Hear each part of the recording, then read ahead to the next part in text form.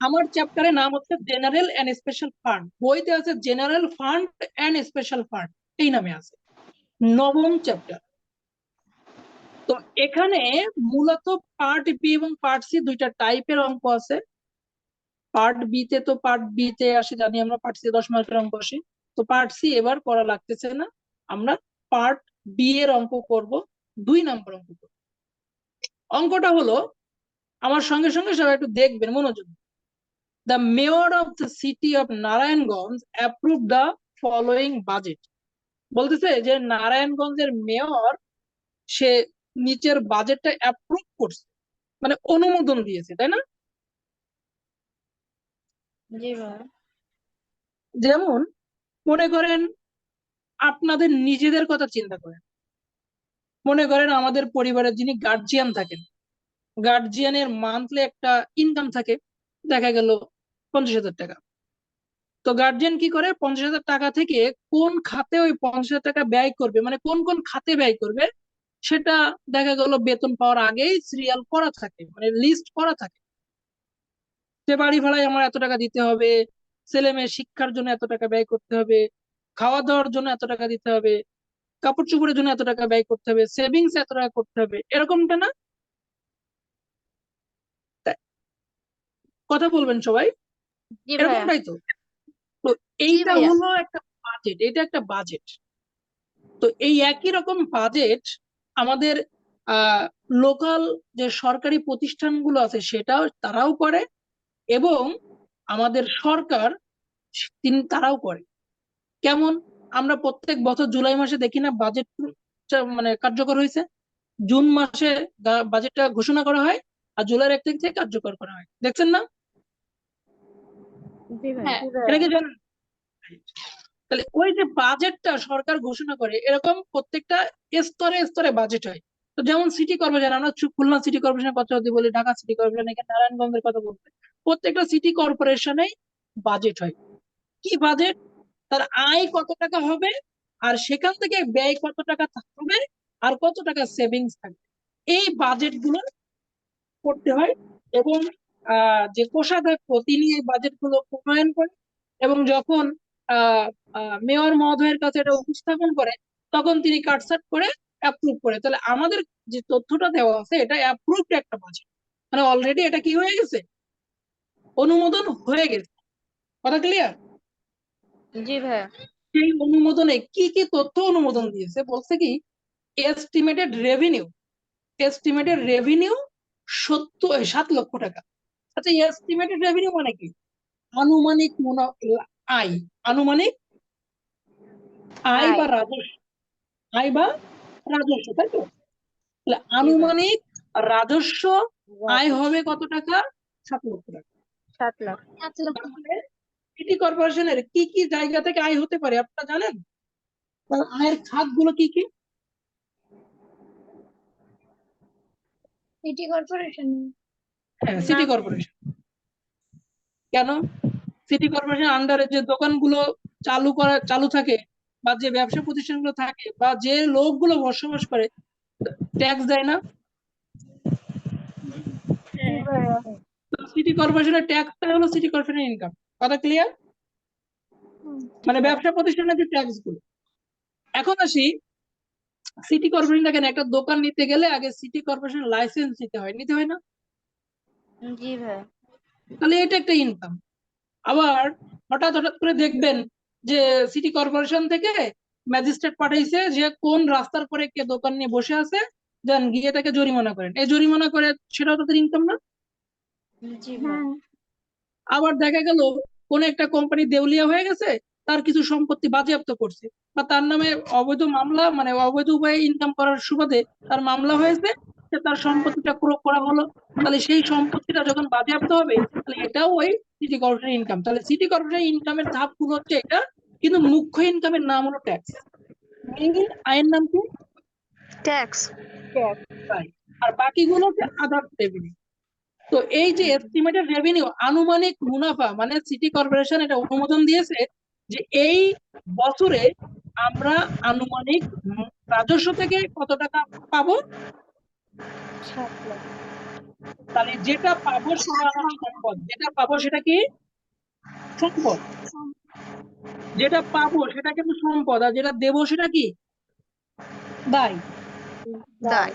তাহলে এখন আসি এইখান থেকে এন্ড এবং অ্যাপ্রোপ্রিয়েশন 4.5 লাখ টাকা। অ্যাপ্রোপ্রিয়েশন মানে বন্টন, অ্যাপ্রোপ্রিয়েশন মানে কি বন্টন। খাতোয়ারি বন্টন, মানে বিভিন্ন খাতে বন্টন করা হবে। তাহলে বিভিন্ন খাতে ওই 7 লক্ষ টাকা থেকে আমি বন্টন করে দিব কত টাকা, মানে ব্যয়ের জন্য বন্টন করবো কত টাকা। 4,50,000।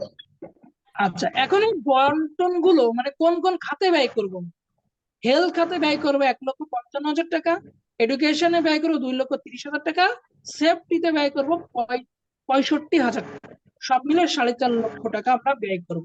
কথা কি বুঝাতে পারছি? জি ভাই। তাহলে আমি পাবো হচ্ছে 7 লক্ষ টাকা, সেখান থেকে ব্যয় করব হচ্ছে 4.5 লক্ষ টাকা। তাহলে আমার কাছে থাকবে কত টাকা? 2.5 লক্ষ। তাহলে এটাই তো সেভিংস নাকি, এটাই সেভিংস না? জি। রাইট, এটাই হলো সেভিংস। তাহলে এই তিনটা জিনিস নিয়ে আমার কিন্তু জার্নাল হবে। এই যে আমি আনুমানিক আয় করতেছি, সেখান থেকে ব্যয় করতেছি, বাকি টাকা সেভিংস থাকতেছে, এটা নিয়ে আমার প্রথম রিকোয়ারমেন্টে বলতে prepare the journal, general journal. কি করতে হবে? জার্নাল করতে হবে। তাহলে আমরা জার্নালটা করি। তাহলে জার্নালটা কি আগে আলোচনা করি।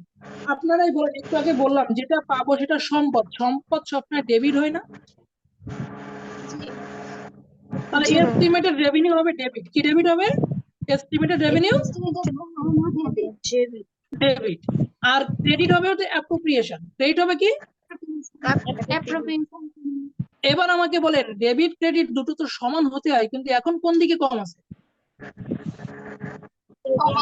ক্রেডিট দিকে কম।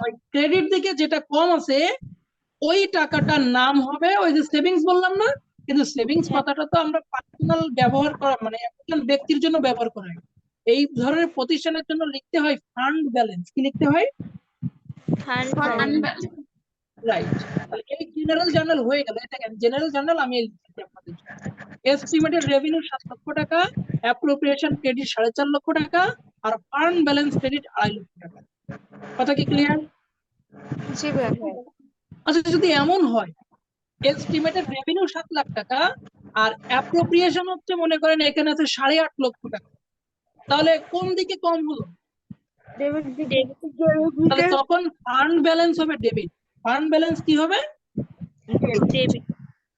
রাইট। আমার জার্নাল কিন্তু জেনারেল জার্নাল শেষ। আপনারা কি সবাই বুঝতে পারছেন? জি ভাই। আমি দাদা টু আবার একটু রেকর্ড কি বলেন। লিখতে পারি? হ্যাঁ বলো, কোশ্চেন। বলছি ভাই আবার একটু বলেন কি পয়েন্ট হলো। কে বললাম? কে বুঝছেন বলেন, কেউ একজন রিপিট করবেন কথাটা? ভাই এখানে হচ্ছে এস্টিমেটেড রেভিনিউ আর হচ্ছে অ্যাপ্রোপ্রিয়েশন আছে 4,50,000। তাহলে এখানে ফান্ড ব্যালেন্স হচ্ছে ক্রেডিট সাইডে যাবে, যেহেতু ক্রেডিট সাইডে কম আছে, ক্রেডিট সাইডে ফান্ড ব্যালেন্স হবে 2.5 লাখ। আর যদি উল্টাটা হয় মানে এস্টিমেটেড রেভিনিউ হচ্ছে 8 লাখ আর অ্যাপ্রোপ্রিয়েশন যদি 8.5 লাখ হয়, তাহলে ফান্ড ব্যালেন্সটা ডেবিটে বসবে। তখন হচ্ছে বাকি 1.5 লাখ টাকা হচ্ছে ফান্ড ব্যালেন্সে হচ্ছে ডেবিটে যাবে। কোশ্চেন কি বুঝছো কথাটা? জি ভাই ক্লিয়ার ভাই। মানে যে পাশে কম হবে মানে ডেবিট হবে এস্টিমেটেড রেভিনিউ আর ক্রেডিট হবে অ্যাপ্রোপ্রিয়েশন, এটা ফিক্স। এখন যে পাশে ফিগারটা কম থাকবে ওই দিকে হবে ফান্ড ব্যালেন্স। ঠিক আছে? আর টু রেকর্ড কি হবে? To record budget of the city. ঠিক আছে? বা city corporation, budget of the city corporation. এখন আমি দা সিটি কর্পোরেশন দিছি, হ্যাঁ কর্পোরেশন। এখন দা সিটি কর্পোরেশন না দিয়ে আমি নারায়ণগঞ্জ সিটি কর্পোরেশন লিখতে পারতাম। ঠিক আছে? এখন আসি 2 নাম্বার রিকোয়ারমেন্টে কি ছিল? Show the general sorry show entry or entries in general ledger account. আচ্ছা, এই জেনারেল লেজার অ্যাকাউন্টটা নিয়ে কথা বলবো, এইটুক নিয়ে। জেনারেল লেজার করতে বলছে। কি করতে বলতে? আচ্ছা, লেজার করতে বলতে, কিন্তু বিষয়টা হচ্ছে এটা লেজার বললেও এইটা one kind of journal. One kind of কি? আমরা মনে হয় কিভাবে ভাইয়া? ফার্স্ট ইয়ার থাকতে স্পেশাল জার্নাল শিখছিলাম, বিশেষ জাবেদা মনে আছে? সেলস হ্যাঁ, জার্নাল, পার্সেল জার্নাল, তারপরে account receivable journal, account payable journal, এরকম শিখছিলাম না? হ্যাঁ, রাইট, ওই টাইপেরই হচ্ছে এইটা। তো জেনারেল লেজারটা কি হবে? জেনারেল লেজার বলতে কিন্তু আমরা করব জার্নাল, কিন্তু ছকটা লেজারের হবে। ছকটা কার হবে? কেমন দেখ, এই ছকের আমরা এইটুক ভুলে যান, এই ডান দিকে একটু ভুলে যান, ঠিক আছে? বাম দিকে তো চিন্তা করেন, ডেট, এক্সপ্লেনেশন, রেফারেন্স, ডেবিট টাকা, ক্রেডিট টাকা, এটা কি জার্নালের ছক না? হুম, লেজারের ছক হতে গেলে এখানে একটা ব্যালেন্সের টাকা দিতে হতো। কিসের টাকা দিতে হতো? রাইট, আমি ব্যালেন্সের টাকার কলামটা দেইনি, তাহলে উপরে লিখছি কি দেখেন, জেনারেল লেজার। কি লিখছি এই জায়গাটায়? আমি করতেছি জার্নাল কিন্তু লিখতেছি লেজার। তাহলে জেনারেল লেজার মানে ওই জেনারেল, যে জার্নালটা 1 নম্বর রিকোয়ারমেন্টে দিলাম, ঠিক ওই জার্নালটাই আমি বসাবো, বাট এখানে কোনো রেকর্ড লিখবো না। কথা ক্লিয়ার? হুম, লেজারে কোনো রেকর্ড লেখার দরকার হয় না। এবার আসি রিকোয়ারমেন্টে, এই পরের টুক দেখেন, অ্যাজ ওয়েল অ্যাজ মানে কি, কি বলতে পারবেন? অ্যাজ ওয়েল অ্যাজ মানে কি? এবং এক্স্যাক্টলি, এটা হচ্ছে ওয়ান কাইন্ড অফ ফল হিসেবে এখানে ব্যবহার করে। অ্যাজ ওয়েল একটা সুন্দর ওয়ার্ড, সুন্দর ওয়ার্ডটাই এবং বোঝাতে ব্যবহার করা হয়। তো সাবসিডিয়ারি লেজারে করতে, কি করতে বলছে? সাবসিডিয়ারি মানে হচ্ছে সহায়ক। সাবসিডিয়ারি মানে কি? তাহলে আমাকে সহায়ক লেজার করতে হবে। এখন সহায়ক লেজার করতে হবে কোথায়? ওই একই ছককে আমি বর্ধিত করব। এই দেখেন ডান দিকে আমি আর একটু বাড়িয়েছি, বাড়িয়ে কি লিখতে? সাবসিডিয়ারি লেজার ডেবিট কে লিখতে না? এইবার আপনারা বলেন, এই পুরো ছকটাকে দেখে এটা কি জার্নালের ছক মনে হচ্ছে? না, না, কারণ জার্নালের ছকটা আমরা 2 ভাগে ভাগ করে বর্ধিত করে ফেলছি। এটাকে বলা হয় ওই লেজারের ছক, ঠিক আছে?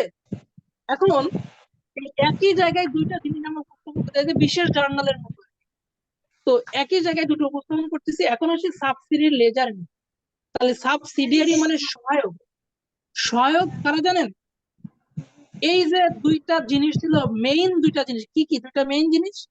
এস্টিমেটেড রেভিনিউ আর একজনকে অ্যাপ্রোপ্রিয়েশন।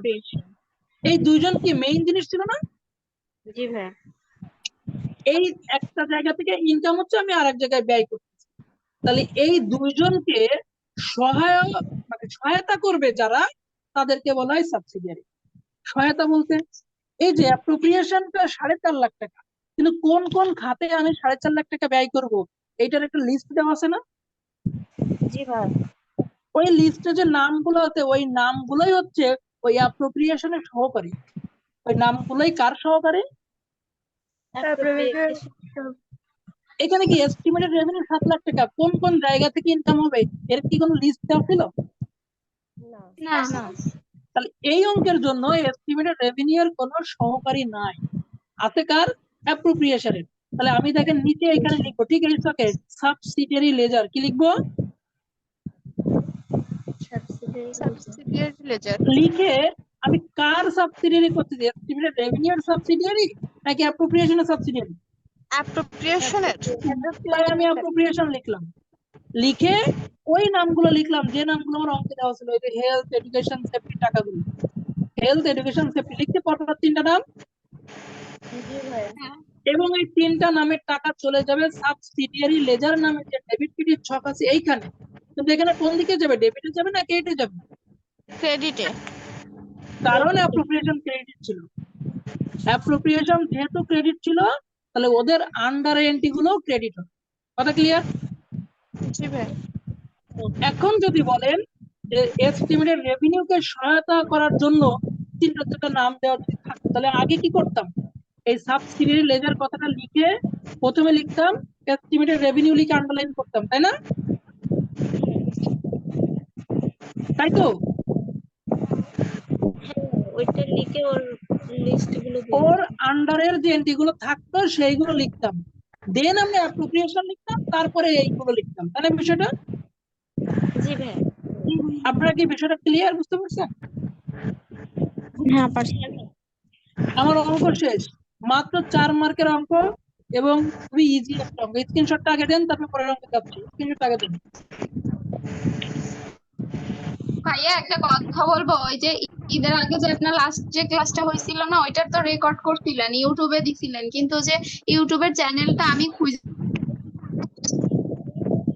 একটু উপরে স্ক্রল করলে দেখবেন আমার ভিডিও দেওয়া আছে, ওই ভিডিওতে ক্লিক করবেন, ক্লিক করলে চ্যানেল এমনি পেয়ে যাবেন, কারণ ওই ভিডিওটা সরাসরি ইউটিউব চ্যানেলে নিয়ে যাবে।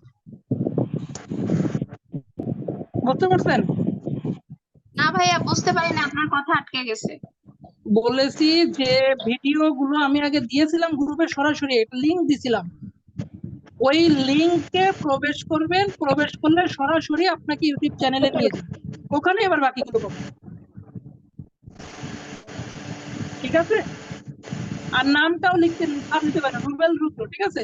রুবেল ROUDR, এই নামটা থেকে সার্চ দিলেও পাবেন।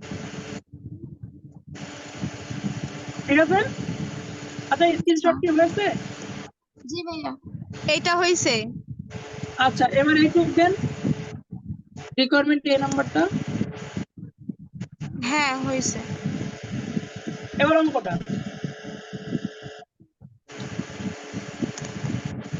হ্যাঁ ভাইয়া হয়েছে। আচ্ছা, ভাইয়া আমি আমি রেকর্ডিংটা বন্ধ করে দিলাম। হ্যাঁ ভাইয়া আমি হ্যাঁ সলিউশনের বলেন। স্ক্রিনশট নিতে পারি নাই, সলিউশনের স্ক্রিনশটটা নিতে পারি নাই, এই ম্যাথটা নিছি মাত্র।